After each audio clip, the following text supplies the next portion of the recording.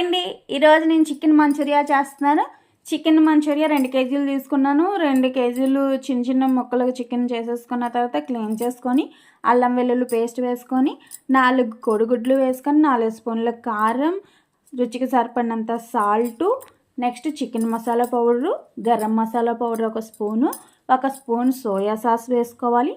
Next 1 cup మైదా పిండి, 1 cup cornflour వేసుకొని బాగా కలపాలి. చిటికెడు పసుపు కూడా వేసుకొని 1 స్పూన్ ఆయిల్ కూడా వేసి బాగా కలిపిన తర్వాత 1 నిమ్మకాయను కూడా పిండి 1 గంట పాటు పక్కన పెట్టుకోవాలి. గంట తర్వాత స్టవ్ వెలిగించి పాన్ పెట్టి ఆయిల్ హీట్ అయిన తర్వాత ఒకటిగా వేసుకొని వేయించేసుకొని ఒక ప్లేట్లో సర్వ్ చేసుకోవడమే. నెక్స్ట్ దీన్ని మంచూరియా కింద చేసేసుకోవడమే. నెక్స్ట్ వీడియోలో ఈ వీడియో చూపిస్తాను మంచూరియా చేయడం. ఇలాంటి వీడియోస్ కోసం మా ఛానల్ సబ్స్క్రైబ్ చేయండి, లైక్ చేయండి, షేర్ చేయండి, కామెంట్ చేయండి.